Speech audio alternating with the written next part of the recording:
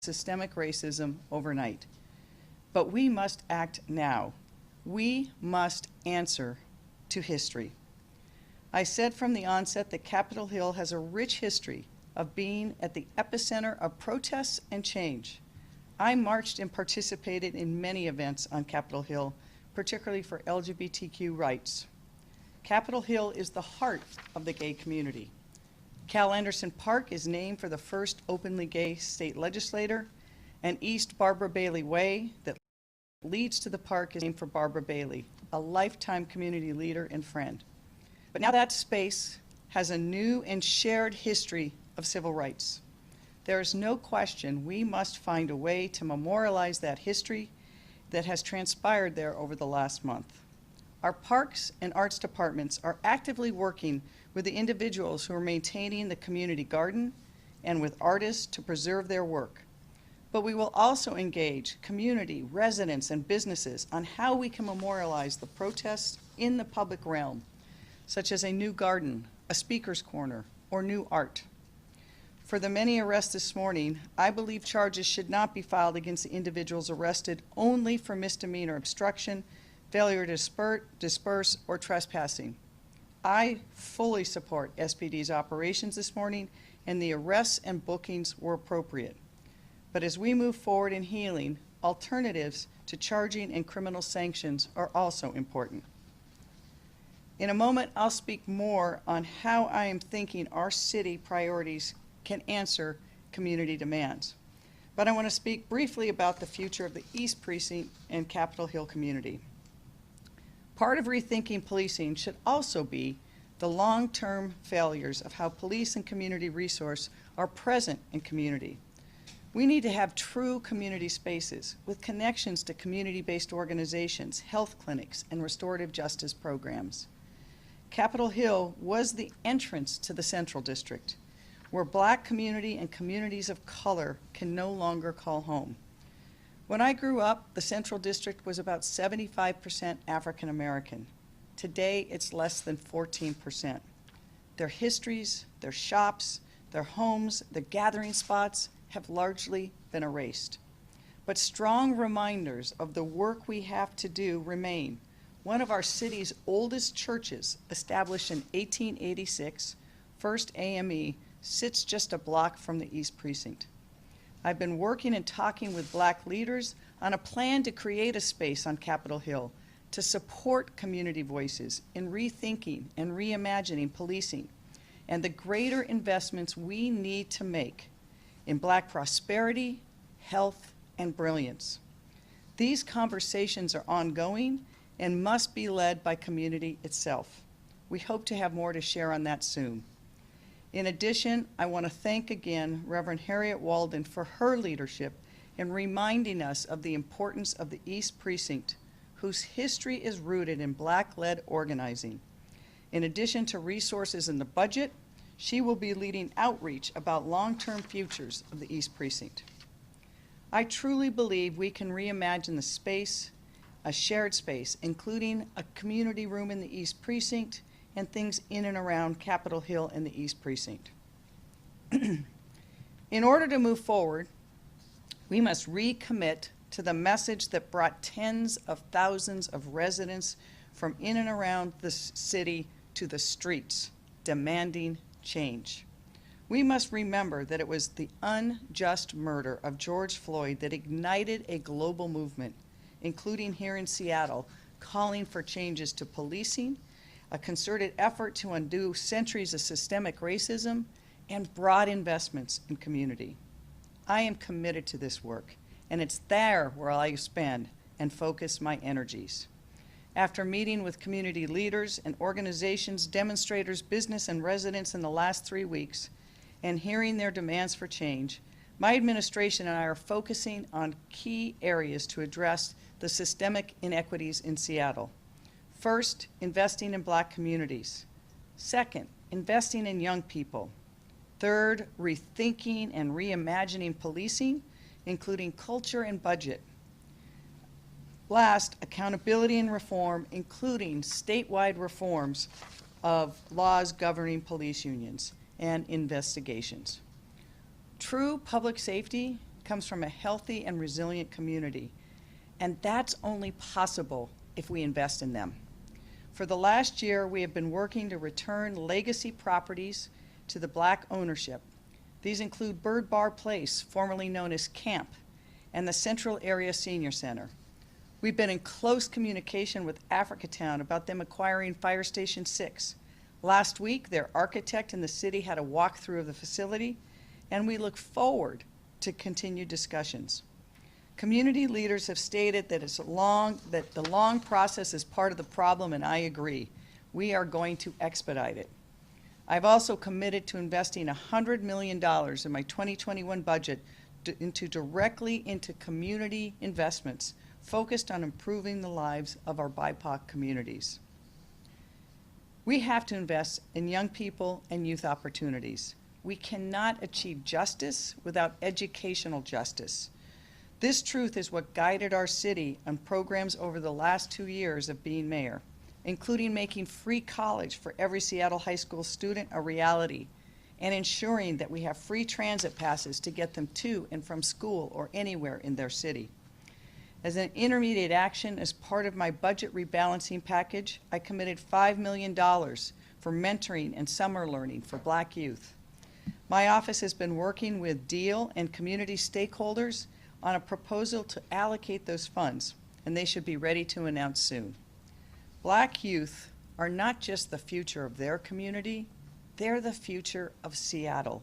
We must invest in that future. We will be rethinking and reimagining policing, including budgeting, and have been working very closely with Chief Best, who is one of the best leaders in this country on policing, and herself is committed to seeing that we can protect public safety and at the same time reimagine how our department does its work. This means deploying the right person with the right skills into a situation, and sometimes that's a mental health specialist, domestic violence counselor, or addiction counselor. We've created programs like this in Seattle to reduce 911 calls for service, including Seattle Fire Department's Health One, which is a mobile medical clinic that addresses low acuity situations. And nurses and social workers can show up. We've also added nurses to our homeless shelters, and we will continue to expand on programs like this. Creating, training, and building these new health-centered responses will not happen overnight, but we know what works, and more importantly, community knows what works. As an immediate step, tens of millions of dollars have been cut from SPD's budget, but Chief Best is conducting a deep review of the budget to assess what functions might be moved to other departments and what the core functions of the department are. She and I will never compromise public safety, but we believe we can reimagine policing and invest in community. Let's lead the nation, Seattle, and show how this work can be done. In addition to making SPD's budget transparent, I'm committed by finding more ways to partner with the community to ensure that they have a say in what policing looks like in our city.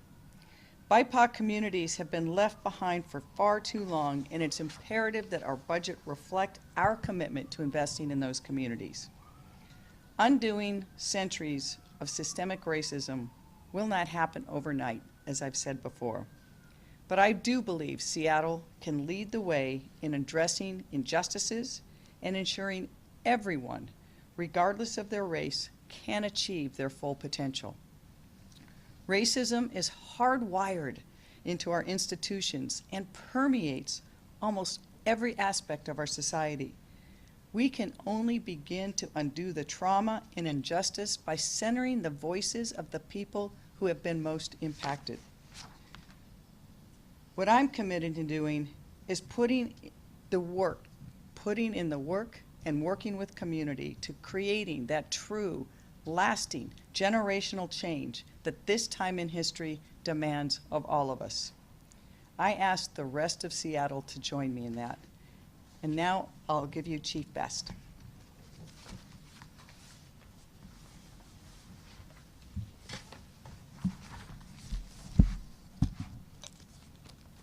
Good afternoon, everyone, and thank you, Mayor Durkin. I want to start off first by thanking the men and women of the Seattle Police Department for their work in the East Precinct this morning. We've had a tremendous citywide effort today. Hundreds of police officers from Seattle and our mutual aid partners from Bellevue and from the Washington State Patrol focused on one task: peacefully assisting with the long and difficult job of cleaning up these streets. Since 5 o'clock this morning, we've made over 36 arrests for failure to disperse, obstruction, assault, and unlawful weapon possession, and a few other crimes.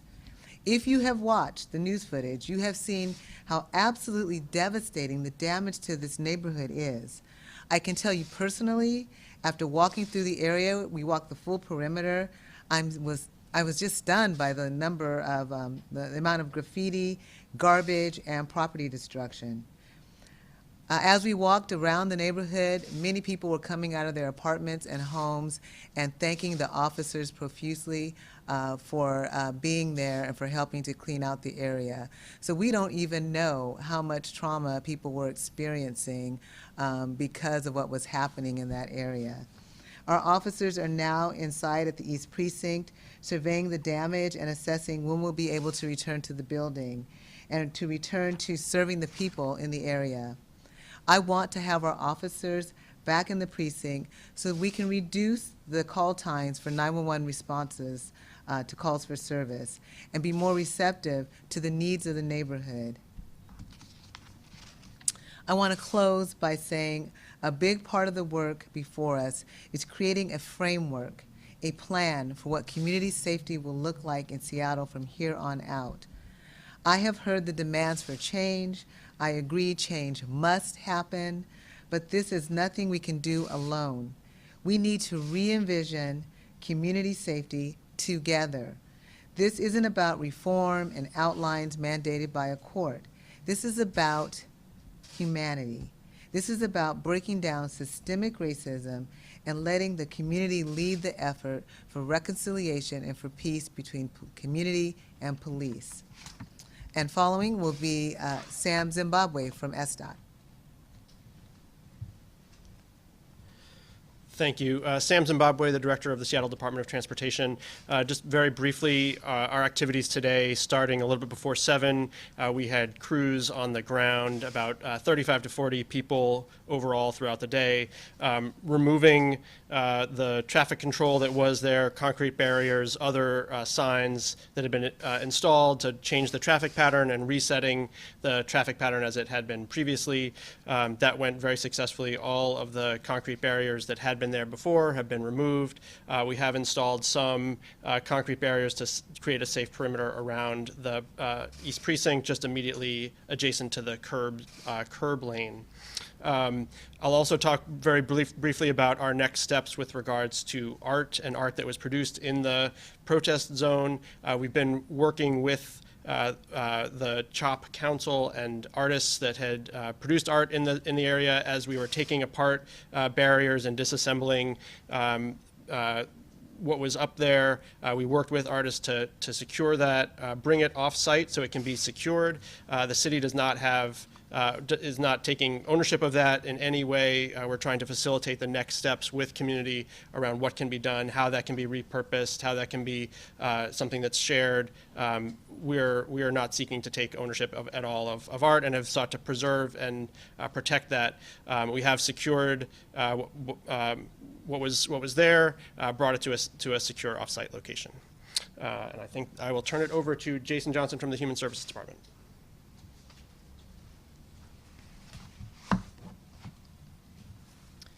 Good afternoon, Jason Johnson with the Human Services Department.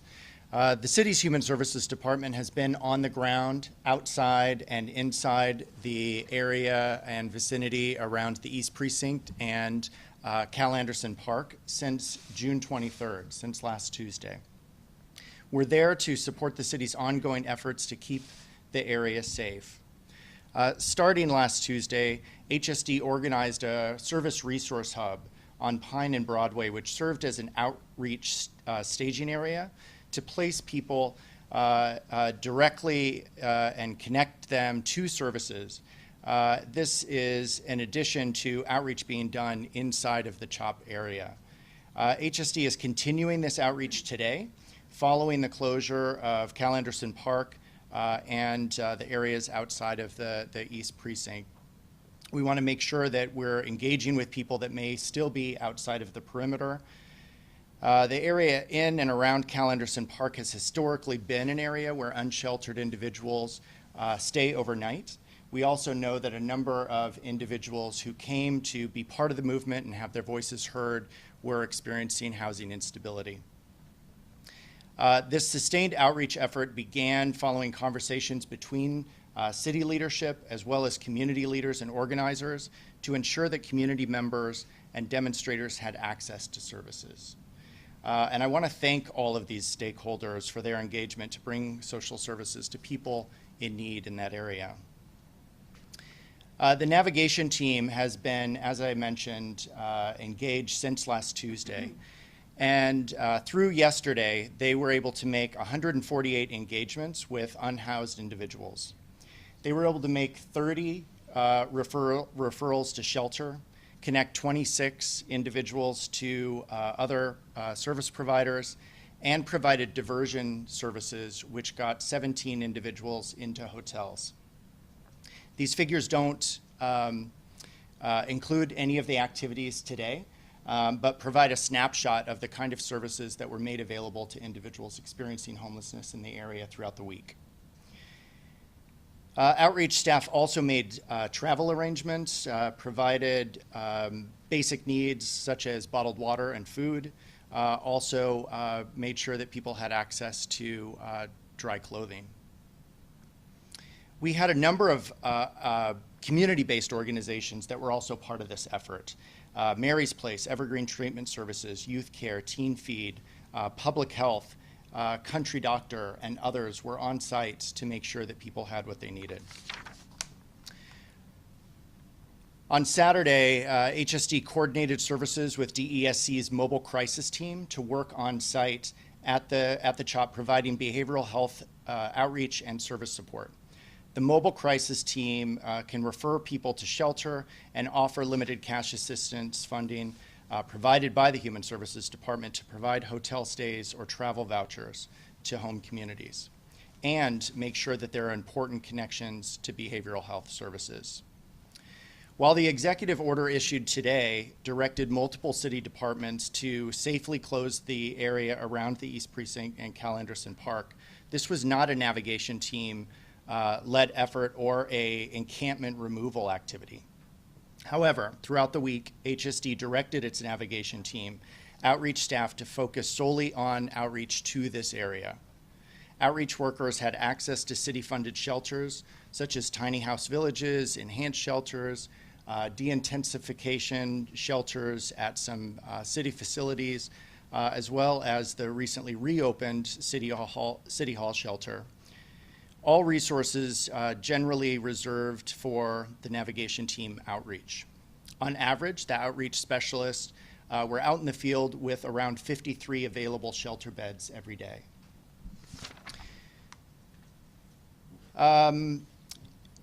In closing, HSD remains committed to supporting communities during their time of need. We saw great need in this area. It's why we wanted to be engaged. It's why we continued to be engaged even today. I want to thank the organizers, leaders, community members, and city staff who stayed in communication and coordination with one another throughout the demonstration and throughout the departments and city efforts. Because of these cooperative efforts, people were connected to shelter, received services, and at the very least were connected to someone who cared and could help them navigate. Thank you. Sorry, I didn't introduce you. Good afternoon. My name is Jesus Aguirre. I'm the superintendent of Seattle Parks and Recreation. So this morning, after the other agencies did some of their work, Seattle Parks and Recreation crews went into the park to continue the work of cleaning, begin assessing the damage, and begin some of the repair in the park. In addition to that, we supported the removal of some of the supplies and equipment that were set up in the kitchen area by some organizers there. We supported moving that to an offsite location controlled by those folks. Also worked with the gardening organizers to secure some of the plantings there. We're actually going to be storing some of the plants in our greenhouse as we begin a discussion about a permanent presence for a garden at Cal Anderson. Over the coming days, we're going to continue our work cleaning, removing graffiti, assessing the damage, repairing some of the damage that's been done to the park, doing some landscape maintenance, irrigation repair, et cetera, and also working closely with SPU to assess any infrastructure, any remediation to the infrastructure over the reservoir. As we move forward, as I mentioned, we have had a chance to work with the gardening organizers, Marcus Henderson, on a couple of occasions, and we're going to continue to have discussions with him and others about establishing a permanent presence there, jointly with Parks and Recreation, as well as with the Department of Neighborhoods, who operates a P-patch system in the city. In addition, as we continue to remove graffiti, we're also working, as Sam said, to preserve any of the art that's in the park, and again, look for opportunities to ensure that can remain. Specifically, there's a mural that was painted in the bathroom, a Black Lives Matter mural that we're going to keep there. We'll continue to work with the Art Council to support that. And then, as the mayor said, in the coming days, we're going to be working with various stakeholders, community members, to ensure that there is some continued presence in the park that recognizes the efforts of the protesters, the efforts of the Black Lives Matter organization, and we look forward to working with community members on that. So. Thank you. I want to note again, this shows just a part of what went into this morning, but over the last 3 weeks, almost every city department was touched in some ways by either supporting protesters, trying to mitigate damages, trying to provide services. It was always a very fluid situation in that area, and in talking to Chief Best and others, we worked very purposefully over the last weeks to make sure that those who were there for protest could exercise their First Amendment rights.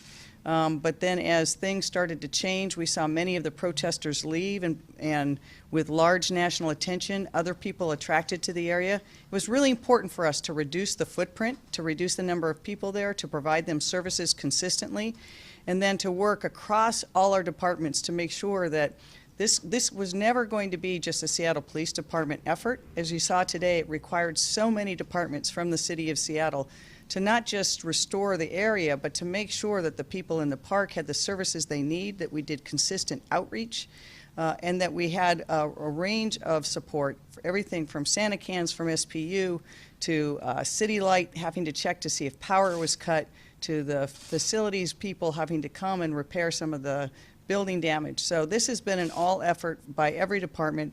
But I particularly, Chief Scoggins isn't here, couldn't be here, but I want to thank him and Chief Best for their very strong leadership over the last 3 weeks, but even before that, throughout the pandemic.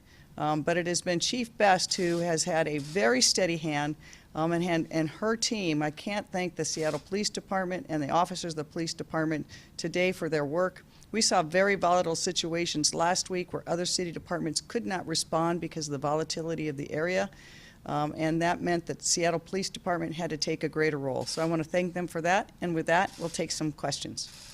Mayor, one moment, please.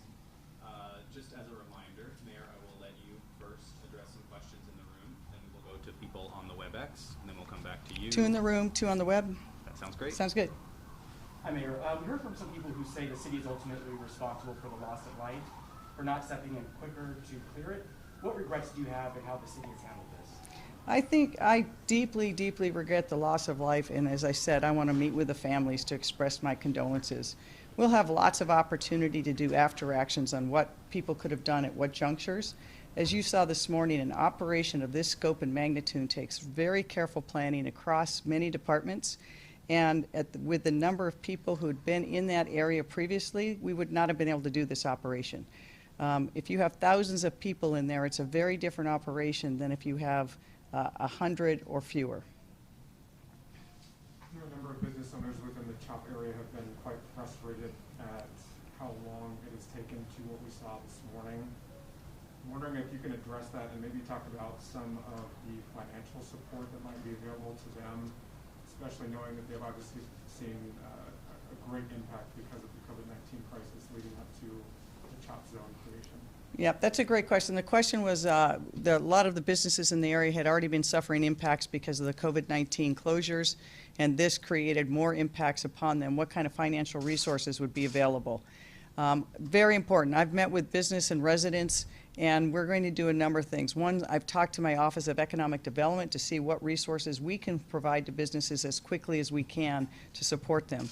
In addition, I've been talking to the City Attorney's Office to see if we can do expedited payment of any smaller tort claims so that if people have lost revenues, they're damaged to property and the like, that we can pay those on a very quick and expedited basis with as little paperwork as possible. Obviously, some of the larger claims that have been filed in court may take longer for the lawyers, but I want those businesses to get what they need to reopen and stay open. I heard very clearly from them the pain of seeing their businesses closed, the graffiti on the walls, calling back their employees, but not yet able to open. Preview of coming attractions, we're seeing the numbers of COVID cases go up significantly in Seattle and King County. And so we know that having businesses operate safely is critical to them and their workers, so I'm going to do everything I can to mitigate the impacts for those businesses. Thank you, Mayor. Our first question today will come from Sydney Brownstone, Seattle Times, followed by Justin Carter, Capitol Hill, Seattle. Sydney, the floor is yours. Thanks, Anthony. Yes, my question is for Mayor Durkin. Do you bear any responsibility for the deaths of the two teenagers at the CHOP over the last 2 weeks? So as I said, I think that it is deeply regretful what happened to the two people who were killed as well as the two people in the hospital. I want to make sure that I can meet with those parents, express my condolences, and also say that I think that there's many ways in which the city of Seattle could be better. We don't know yet enough about those shootings to determine exactly who did it, but it should never happen in the city of Seattle. Thank you, Mayor. Our next question will be from Justin Carter, Capitol Hill, Seattle. Justin, the floor is yours. Hi, thank you. Thank you very much. And this is for the mayor. So this morning we again saw many officers with their badge numbers covered. Is it time for you to send a stronger message about what the community expects and demands from its police force? I don't know about that. I'm going to let Chief Best answer that question because I'm not aware of what was happening in the field. But we've made very clear what the rule is for Seattle Police Department, and she'll address that. Is that Justin that was asking the question? Hi, Justin. We will make sure we follow up on that. Badge numbers, as you know, have been legislated and should not be covered at any time by the morning band. So if that occurred, we will make sure that we follow up on it. We have plenty of video, lots of body-worn camera that was out there, and many media, and so we will make sure that we follow up on that, but the rules have not changed. So thank you for inquiring, and I'll make sure that I follow up.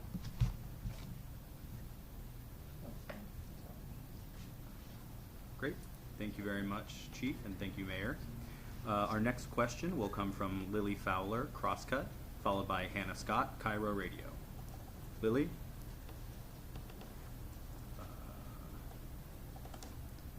Lily, the floor is yours. Okay, thanks. This question is for Mayor Durkin. Just wondering what she makes of the statement that was released today by Attorney General William Barr praising the action that took place this morning. And then I think Trump's spokesperson also said something about restoring order. So thank you for the question, Lily. I think I've made it clear from the outset that I don't think that the president or his administration's comments have been helpful. In fact, there's no question that they have made the situation more volatile, including some threats on Facebook that some patriots would come this 4th of July to liberate the area. I think that's made it more difficult. I would urge the Attorney General to restore lawfulness to Pennsylvania Avenue.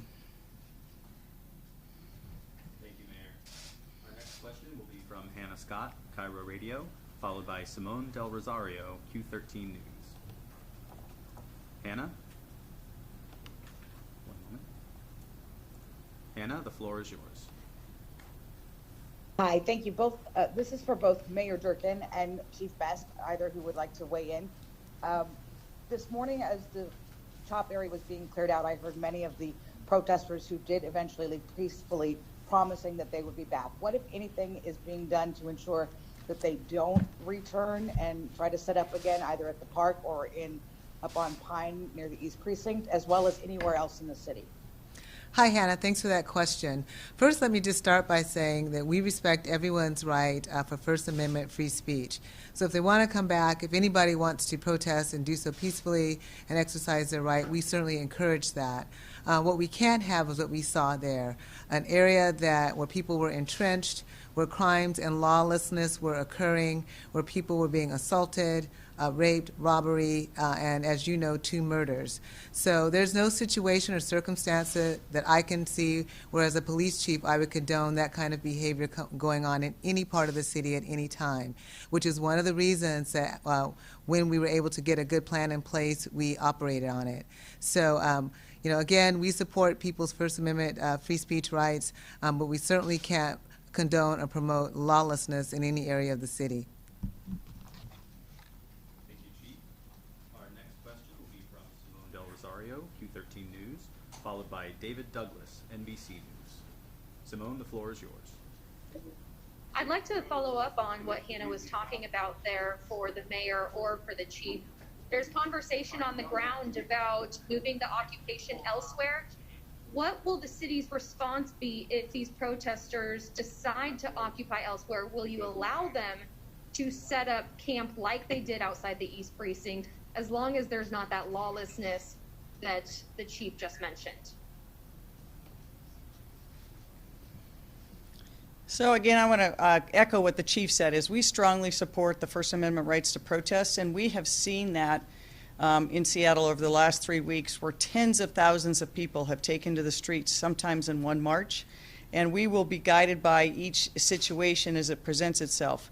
We will support the right of free speech, but we will not support the right of people who are creating a situation like we had on Capitol Hill that ended up in violence and disorder in the way that it did.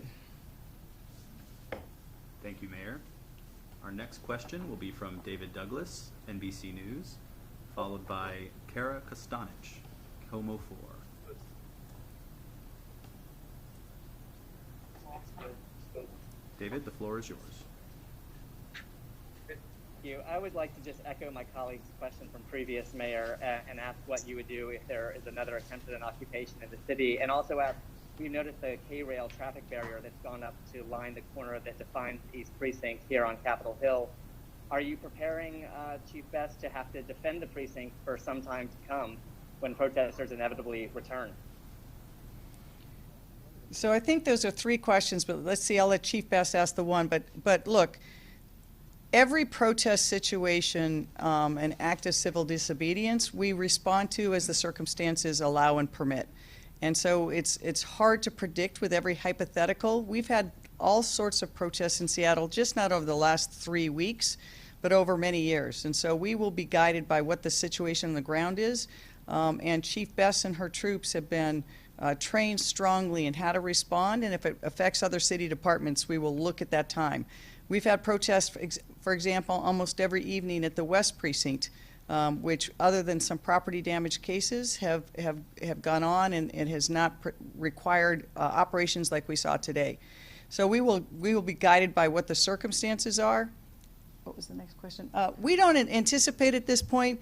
We think that with the streets open, we're hopeful that Seattle, Capitol Hill can return to normal, that businesses can open, that everyone can enjoy that park. It's going to take us some time to restore the park and actually reopen the park.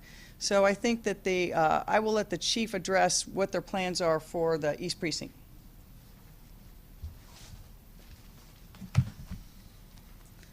Yeah, in the short term, the mayor's order is still in effect for the next 10 days, and people are not allowed in the area that are not residents or business owners into the area, as we effect some precinct cleanup and some street closure cleanup and other things that are occurring both with our FAS, SDOT, Parks Department, Human Services, and some of the folks who who are here at the press conference. So we're going to be working with everybody to make sure that we open up the area.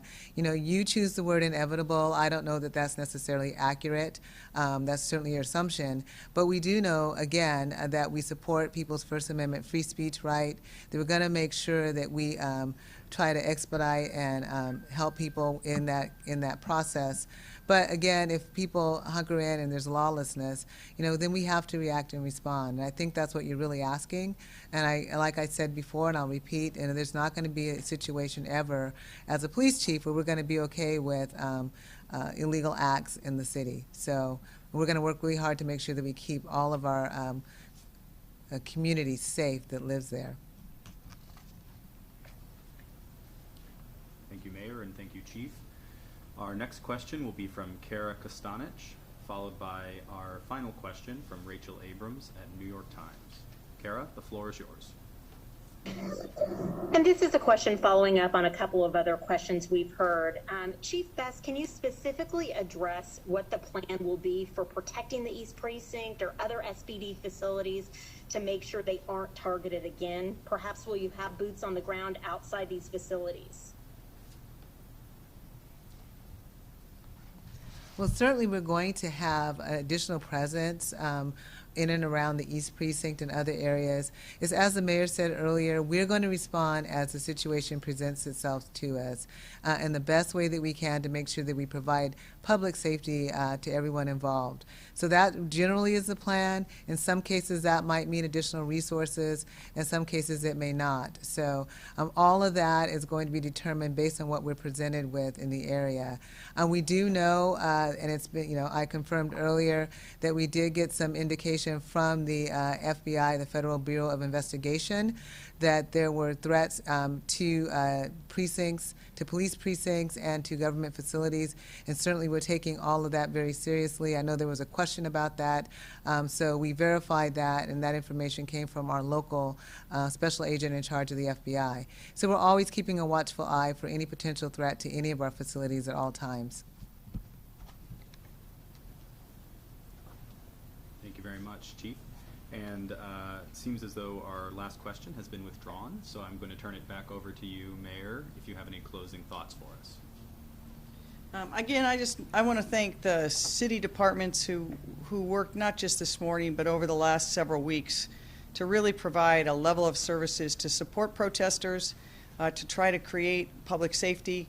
We saw as the area deteriorated, particularly at night, we needed a different response. We tried different responses, and it was clear that we could not restore the area and have the level of public safety we needed until the protesters were moved and the streets were open. I want to also thank all of the people who raised their voices in protest to challenge our city, our state, and our country to be better. If all we remember from the last few weeks is what happened in those few blocks on Capitol Hill, we've missed the point. We've missed the point entirely. The murder of Mr. Floyd ignited a movement across the globe. But that movement was because of years and centuries of systemic racism. It resonated in the bones of so many people. And here in Seattle, we saw for the first time many people standing up loudly to stand with their black neighbors to say, enough is enough. We must do better. I've heard that, I believe it, and as mayor, that will be my focus, to make